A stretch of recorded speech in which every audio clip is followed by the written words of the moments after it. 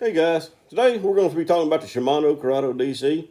I have got one right here. It is a 150 HG, which actually is 7.4 to 1. They also make the DC 150, which is a 6.2 to 1. They also make the 150 XG, which is 8.5 to 1. I do plan on getting all of them. I've got several of these HGs, which are the 7 to 1s, and I can't tell you how much I like them. But let's talk a little bit about them. You know, why would a guy like me who's been fishing for, I don't know, 40 plus years want to go to a DC when I hadn't had them all, over this whole time? Well, I can tell you, the biggest reason for me is because of the distance. The casting distance of this thing is just nuts. And of course, that kind of depends on how you have your settings too. And we'll go over that here in a minute. But, rarely do you fish in optimum conditions where you don't have wind, where you're not throwing into the wind and that kind of thing. And with the DC, which is digitally controlled, it's a computer inside the reel. So it controls your braking mechanism that's on your spool. So basically, they've made a reel that's almost idiot proof. Now, I can prove that you can do it too. I have backlashed it before, but that's usually when I'm turning it down on one and throwing it in the wind. But anyway, let's talk about the settings. Let's start from the back and go forward. On the setting number 4, that's basically if you're fishing into a harsh wind, you're throwing a really light bait, or you've got a novice that's throwing it. Because generally how I have my reel set up, if it's on 4, I don't even have to put my thumb on it. It's not going to backlash. It just stops on its own. It just works great. Now your casting distance is not as well. It's not as good on 4. I run mine on 2 and 3 quite a bit. 3 it's a big difference from 4 as far as casting distance. And basically what I've been doing, I've been throwing fairly heavy baits. I've been throwing big top waters and crankbaits on this reel so far. I have not gotten into throwing the Senkos and flipping and all that kind of good stuff, but I will. My goal is to get to where I have all DC reels, all DC Curados. But anyway, when you go from 4 is a novice, 3 is basically set up for fluorocarbon. The number 2 setting is for braid and monofilament. And, number 1 is basically, like I said, when it's calm and it's pretty much balls to the wall, you got to keep your thumb on it just like you would with any other reel. So it also has a 0 setting. Let's dial it down to 0. And what that does is that takes your side plate off. If I can get it off here, I'm sure it'll make a monkey out of me. There we go. Anyway, you can see this right here is your computer. It's got it, something that I didn't think about when I first got these too is, and it goes right back together, just like that. It's easy to take off. Anyway, one of the things I didn't think about was, for years and years when I've just used regular reels, mostly Shimano, I've used several different brands, but mostly Shimano. Generally how I set mine is with pretty much not very much magnetic brake at all, just pretty well minimum, and I'll loosen that spool to where the spool, my friends joke and say my spool's about to fall out of my reel, they're so loose. And you got when you do that, you have a lot of side-to-side play in your spool. Well, that's a cardinal sin of these reels. It goes against what you're doing if you run one that way. So I have changed my ways a little bit. You've got to keep your tension on your spool tension control right here. You've got to keep it to where it's not necessarily tight, but it's got a rub. That friction is what charges the battery up in this computer chip. That's what they tell me. I'm not an expert on it by any means, but that's what they tell me. So I've had to change my ways a little bit, and I'll show you whenever we get out to the pond. We're going to go out to the pond and make some chunks here in a little bit, and I'll show you exactly how I set it up and how I've got the bait falling on the line off the rod and all that stuff. So it's pretty interesting. But anyway, like I say, the main reason I like to go with these is they're smooth as silk. You can cast them forever, and they're virtually, if you're experienced at all, you're pretty much not going to backlash one of these. So anyway, let's take it to the pond and see what it looks like. Okay.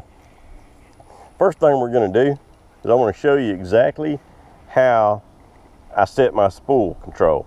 So I kind of base it on how my lure falls from the end of my pole. So I'm going to hold it up here like this. See, it falls pretty fast. It's not like it's just real slow. If you were doing this with a regular reel, if you could throw it out there to not have to put your thumb on it, you could barely get it to fall down off your pole. But watch this, that's pretty fast, actually pretty fast. So anyway, I've got it set on 4 right now, on the setting 4. So I'm gonna throw it out there and I'm not gonna put my thumb on it. And let's see if it backlashes. See, I did not put my thumb on it. It did not backlash. We're gonna do it again. I'm gonna work this bait in. I might mess around and catch one, you can't ever tell.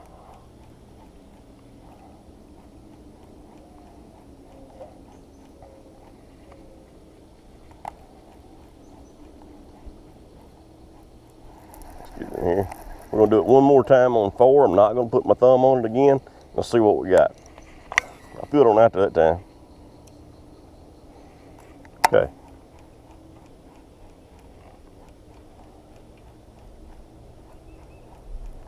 Got the old Boeing out there. You never know. I think I can catch one in the mud hole. All right, now I'm gonna turn it down. I'm gonna turn the magnet down on 3. Let's see what it does on 3. Should get a little more distance. Let's see what we do. See, quite a bit different. Quite a bit of difference there. That's pretty good.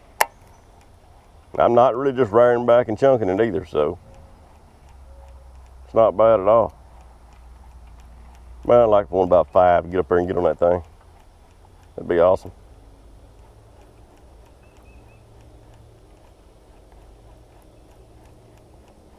Hope alligator don't take it away from me. That'd be cute.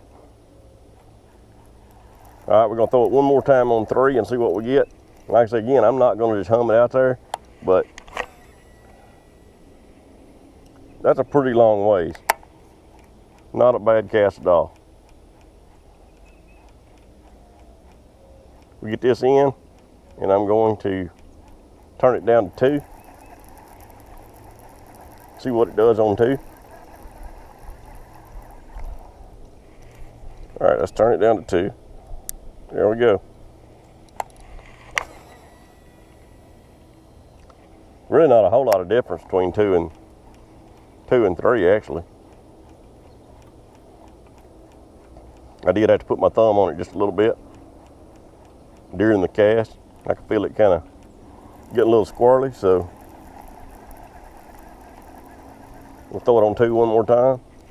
Like I say, I'm not just rearing back and slamming it, but like I say, no problem, no sign of a backlash on that cast at all.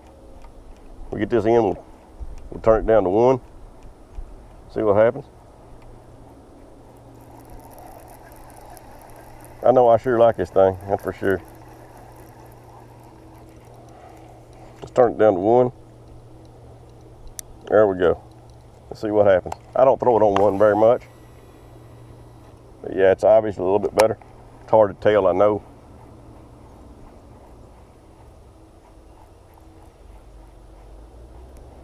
It's not like I can just walk out there and measure it. I probably should have done this out in the field or in the backyard or something, but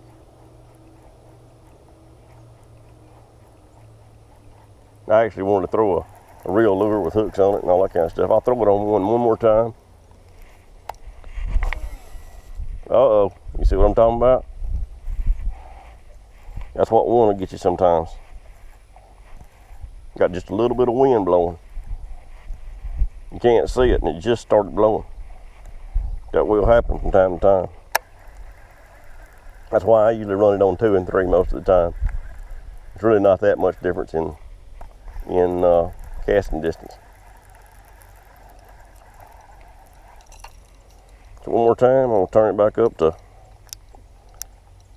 put it on 3. Let's make one more heave. I just barely put my thumb on it, no problem. Like I said, you don't have to be an expert to throw one of these things, that's for sure. But anyway, I wanted to show this thing off a little bit. If y'all got any questions, drop them in the comments below. And thank y'all for watching. If you like it, please like and subscribe. I'll catch y'all next week. Thanks for watching.